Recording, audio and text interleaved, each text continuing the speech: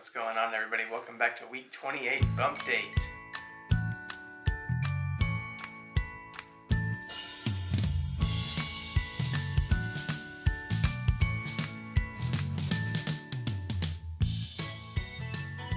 Yay!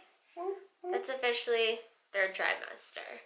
That means we're 2/3 of the way through. Actually, more than that. Because this week I had an OB appointment where I discussed my induction date and everything, but we'll get to that in a minute. Yeah, we're just chugging right along. Hey, baby, after 28 weeks, how are you feeling? Better-ish. Better-ish. Still better-ish. I'm still, for the most part, not sick, but I have my moments. It kind of just depends, it seems like, on the day. Some days the medicine works great, and some days it's like I'm not taking anything at all, so it's hit or miss.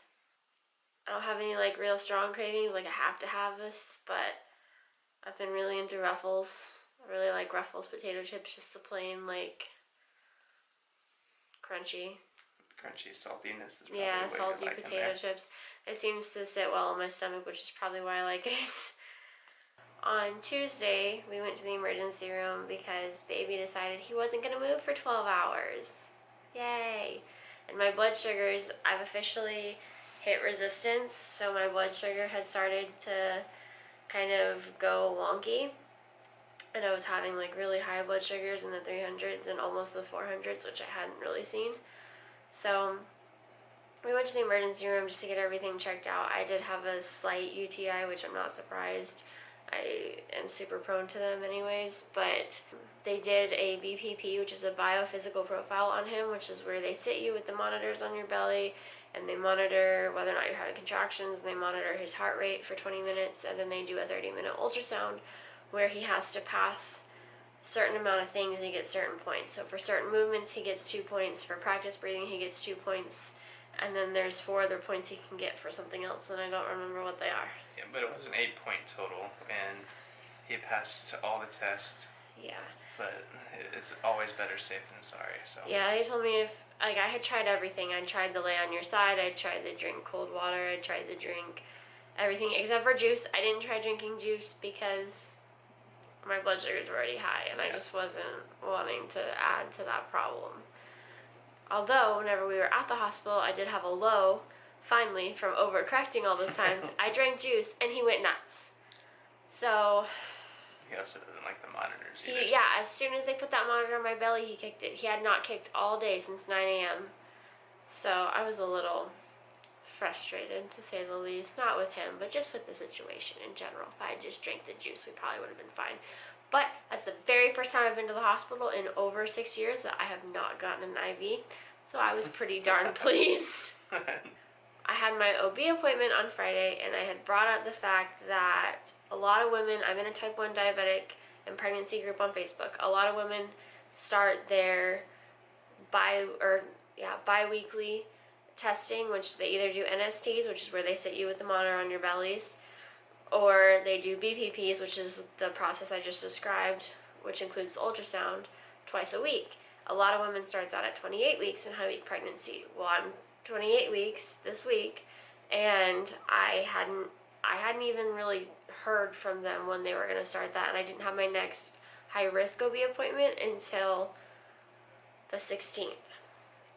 So I had my OB appointment, I brought that up to her, and she was like, oh no, you should be doing these already. So she went ahead and got me an appointment for next week, so I have an appointment with my maternal fetal medicine on Wednesday, and we'll start those wonderful BPPs twice a week.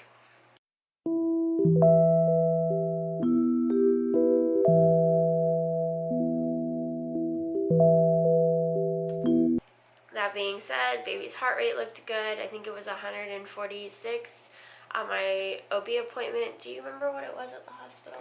It was like in 153 or something like that. It's always really stable. Steady, stable. He had a good heart rate.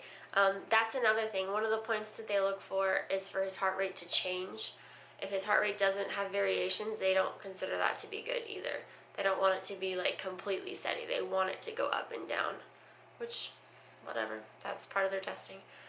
The other big exciting thing from this week is that we ordered the car seats. I'm super excited for it to get here. I ordered the Britax, I think is how you say it. Be Safe 35 Ultra, which is supposed to like be the same as the Be Safe, but it offers like a cooling feature, which I figured, we live in Texas. It's a black car seat. Cars get hot. Yeah, cars get hot. He will hopefully appreciate it. He probably won't, but we'll pretend. So there's not a whole lot else to update. So we'll just get to Tanner's favorite part. Baby is supposed to be the size of an eggplant this week, and Mommy is the size of a whale. It was... I was 39 and a quarter last week. 39 and a quarter?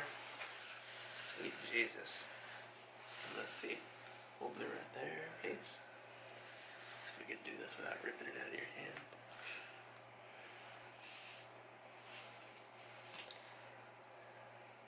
$39 and 3/4. Yeah. Nice and big. He's definitely growing. I think he's actually starting to run out of room. His movements don't seem so like large and in charge anymore. But I can feel him a lot more. Like I can feel his little wriggles. And I think the other night even he could tell. Like I was like, it's like he's like stretching his shoulder and his arm out across my belly, and he had his hand on and he could feel it as well. He's definitely running out of space in there. I'm happy with my weight gain. I won't complain about my weight gain at all. And I don't have any new stretch marks